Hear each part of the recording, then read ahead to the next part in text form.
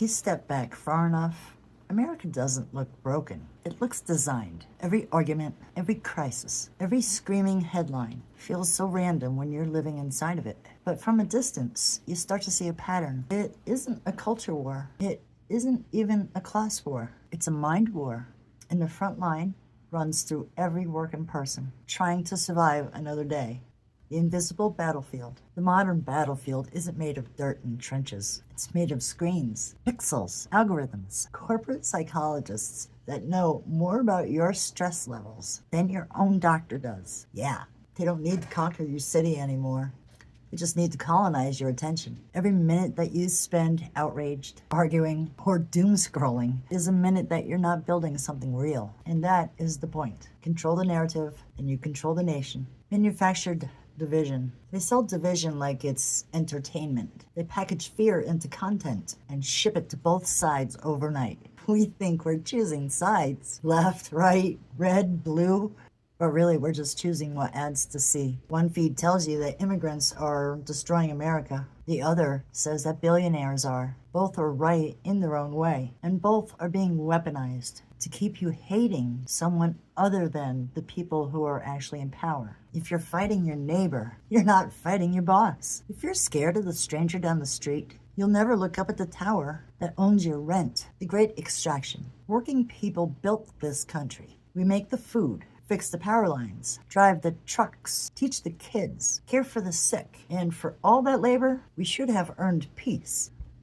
Instead, we're paid in anxiety. Debt has replaced dignity. Insurance is a lottery ticket. And every month, we give back the little freedom that we have just to stay alive in someone else's economy. This is the trap. Keep the workers tired, divided. Keep them just informed enough to argue, too exhausted to organize. We call it capitalism. They call it efficiency. The cognitive cage. The mind war isn't loud anymore. It hums in the background like a refrigerator. Constant, familiar, invisible. Every scroll teaches your brain what fear looks like. Every ad teaches your brain how much happiness should cost. Every breaking news alert trains your nervous system to stay in a state of constant panic. It's not propaganda in the old sense. It's behavioral conditioning, and it works best on people who are already struggling. The people who can't afford to turn off the noise, because survival depends on staying connected. So we doom scroll, not for pleasure, but for orientation.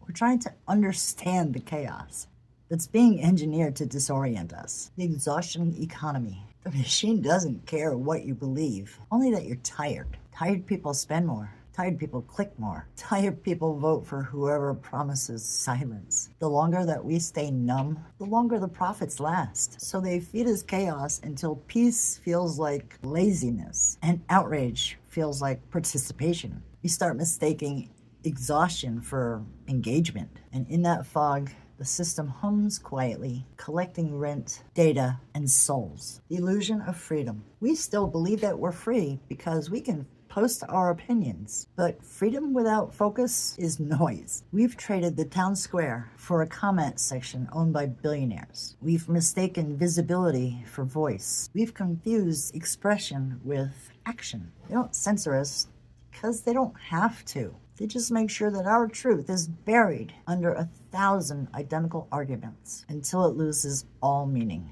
You can't build a revolution on bandwidth owned by your oppressor.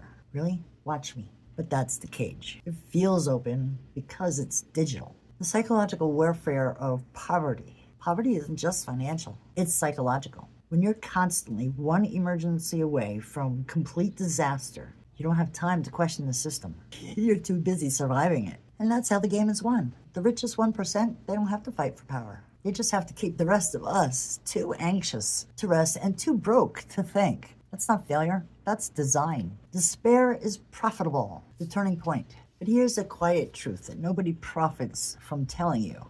Awareness breaks the machine. Not all at once, not in a Hollywood ending, but in small, defiant ways. The moment you see the manipulation, it starts to lose its hold. You turn off the channel of noise. You talk to your neighbor instead of judging them. You spend money in a place that still remembers your name. You refuse to perform outrage just to feed the algorithm. That's how we spell cracks, through small acts of disobedient clarity. The real hope. Hope doesn't come from elections or slogans. It comes from connection. Every real conversation rebuilds what they've destroyed. Every moment of kindness is a refusal to be programmed. Every act of understanding between people who disagree is rebellion against the system that needs us to hate each other. That's the kind of hope worth keeping, the kind that grows quietly in the cracks of a collapsing empire. The warning beneath it. Because make no mistake, if we don't wake up soon, they won't need cages or guns or prisons. We'll just police ourselves. We'll correct each other into silence. We'll surrender truth for comfort, and the war for our minds will be over. Not because they won,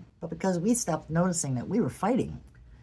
The closing reflection. So take one deep breath. Step back from the noise. Ask yourself who benefits from your rage, your fear, your fatigue, and your endless scrolling. If the answer isn't you, then you already know what side you're on. This isn't a call to arms. It's a call to attention, because attention is power, and power, once seen clearly, can be taken back. The quiet defiance. They can flood our feeds. They can poison our faith. But they can't own our thoughts. Not as long as we remember who we are and what they're afraid of. A working class that finally knows its own mind. Thanks for sticking around to the end, guys. You know how much I love that. I also have a short version to this video, done looking at it through a different kind of lens. It's called Humanity's Reality Crisis. I hope you check it out. Actually, it should be popping up here somewhere. Or here. Yeah, right here. So thanks for sticking around, guys. I really appreciate you. Give your dog a hug and give your family a treat. Hang in there. There's more coming.